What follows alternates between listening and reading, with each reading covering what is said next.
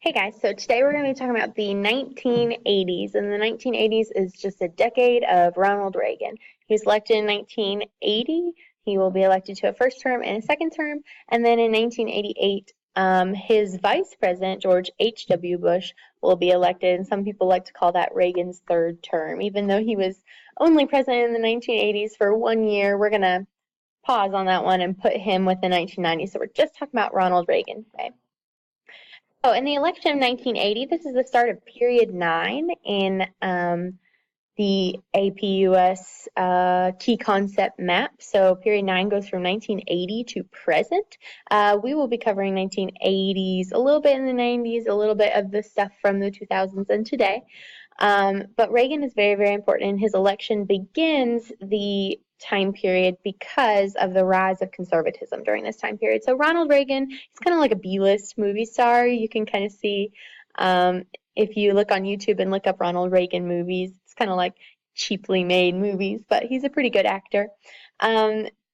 His whole ordeal is called the New Right, and the New Right is the rise of conservatism, including evangelical Christians, and so that will be the basis of his voters in the election of 1980.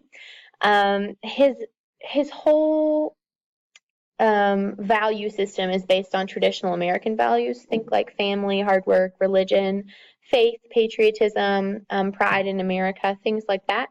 And his vice president will be, oh, that's supposed to say George H.W. Bush as vice president. Let me change that really quick. There, I fixed it. So it's George Herbert Walker Bush is his vice president for both terms, and then will become president in 1988. So for the Democrats, we have Jimmy Carter, peanut farmer. He's running again. But remember that during this time period, the Iran hostage crisis is going on, where students took 52 hostages in the U.S. Embassy in Iran, and Carter is unable to successfully negotiate for them to come home, and so that leads to part of his demise in this election. So Ronald Reagan will win about exactly 50% of the popular vote, and Carter will win about 41%.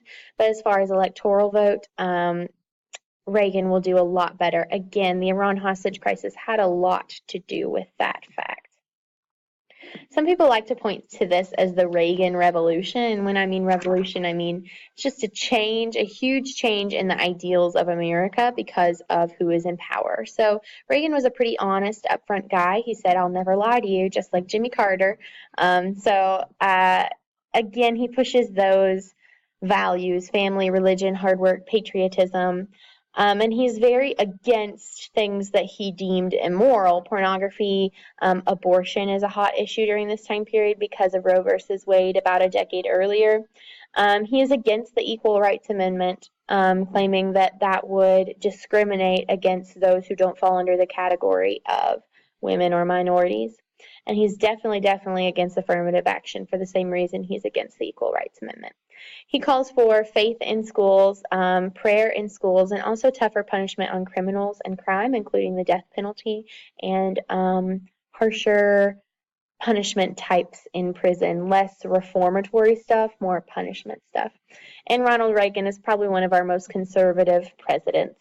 So it's interesting to see how the pendulum swings. After Reagan, we'll get quite a few Democratic presidents. Well, after George H.W. Bush, we'll have Clinton and Obama kind of swing the other way. So it's just interesting now that we're in modern times to see stuff that affects us today, the pendulum swinging back and forth between Republicans and Democrats, conservative and liberal, taking power in the White House. Ronald Reagan will be president. Him and George H.W. Bush will be president at the very end of the Cold War. The Cold War technically ends in 1989, so when Ronald Reagan is leaving office and George H.W. Bush is being inaugurated, that's when the Cold War will end. So let's see what he does about the Cold War. One of the most interesting and laughable things that Ronald Reagan put forth during the Cold War was the Strategic Defense Initiative, or SDI, and some people like to call it the Star Wars Initiative. Of course, Star Wars is a popular movie in the 80s.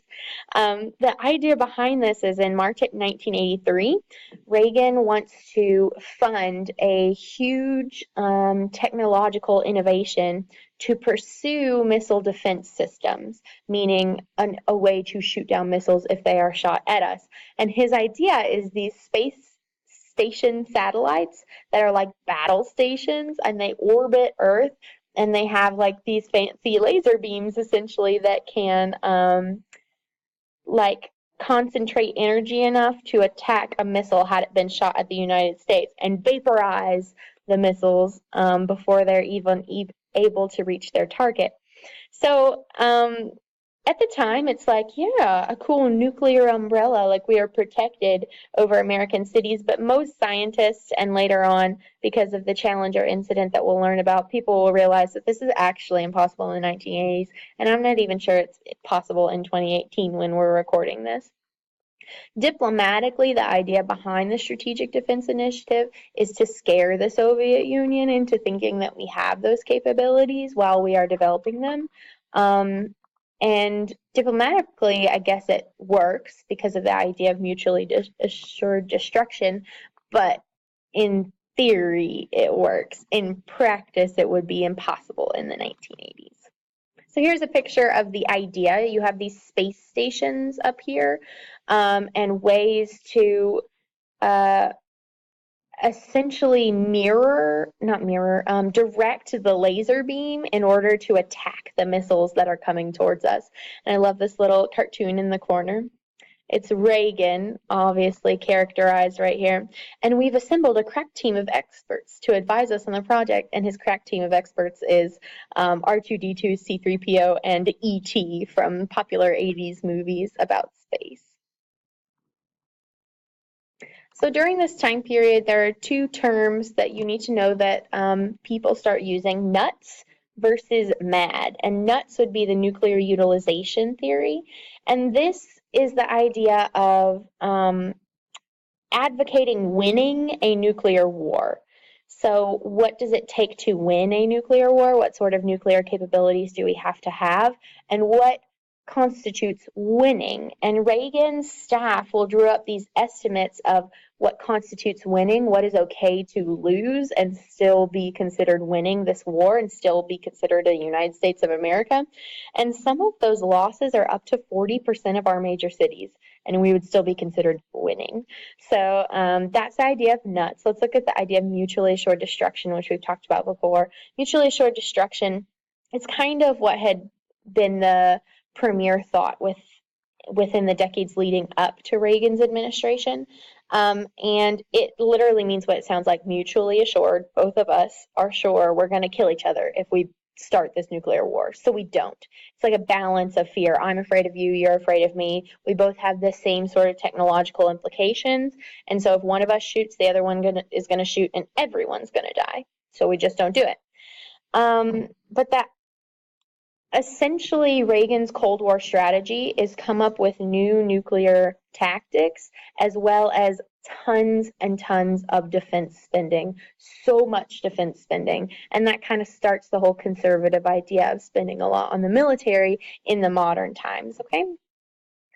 So moving on to what's going on directly with the USSR, not just behind the scenes when we are developing nuclear capabilities, let's zero in on Poland. So we're in 1982 here, and there's a solidarity movement in Poland, and it's essentially a revolution to overthrow the communist sphere of the USSR communist sphere of influence in Poland. They want to loosen the USSR's control, but essentially the Polish military, egged on by the USSR, stopped them and intimidated the Polish revolutionaries so much that order was restored. Reagan wants no part of this. He embargoes a bunch of important things that the USSR needs from us, such as grain sales and certain metals and oil. And so by embargoing both of them, he's sending a message that he doesn't want to deal with it at that time period. We also have the CAL or CAL incident. That's Korean Airlines 007 incident. No, not like James Bond. But this is 1983, and it's not talked about very often. And I don't even think it's in either of your textbooks, the ones I've been printing out, or the or Henrietta. But it's essentially a Korean airline left from JFK in airport in New York City and landed in Anchorage, Alaska for a layover. And then they left from Anchorage, Alaska, and they were headed to Seoul in Korea. And just let me show you the picture here. So the airline intended to go in United States airspace all the way over, but essentially this is what happened. They accidentally went through the airspace called a no-fly zone of the USSR, and they were shot down. Now the USSR supported its own decision to do so because it wasn't a no-fly zone and they were afraid that it was a U-2 spy plane. But the plane will crash land and all 296, I believe, passengers and crew will die. And some of those were Americans, including a House of Representatives congressman from Georgia died on this flight on his way to Korea. And so after this, the all arms control negotiations that we were having with the USSR were ceased by Reagan as a point to say you shouldn't have shot down an innocent passenger liner. It was a Boeing 747 with about 300 people on it. We have continued issues with communism in the Middle East.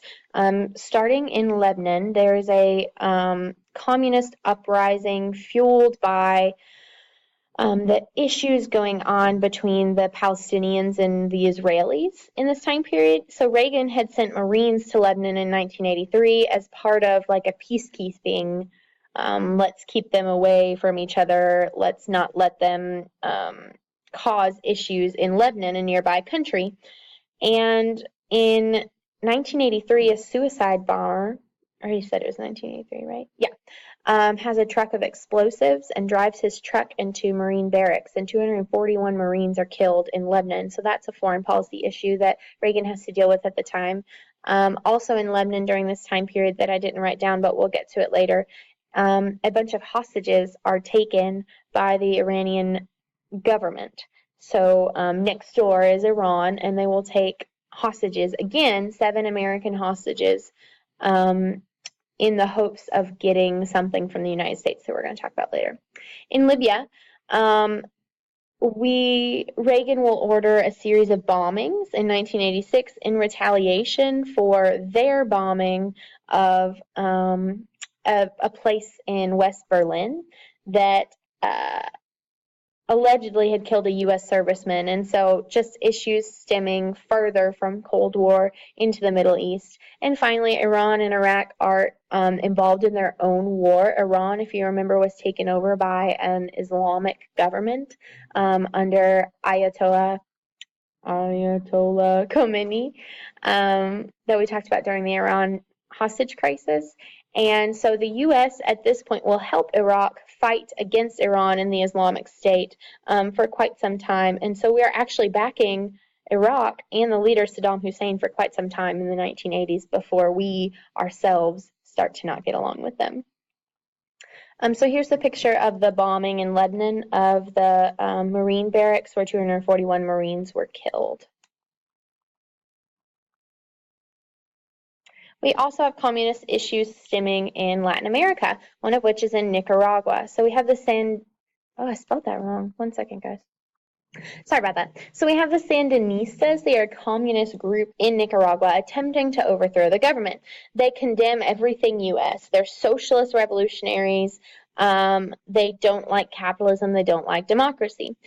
Well, Reagan essentially is going to send covert operations via the CIA to help the Contra, which is the name for the rebels there. And the Contra he likens to our founding fathers, saying that they are so moral and so good, when in actuality their funding for their weapons before the U.S. helps them was straight from a cocaine drug cartel. So are they like the founding fathers? Probably not, but they aren't communist, and so that's why the U.S. decides to back them.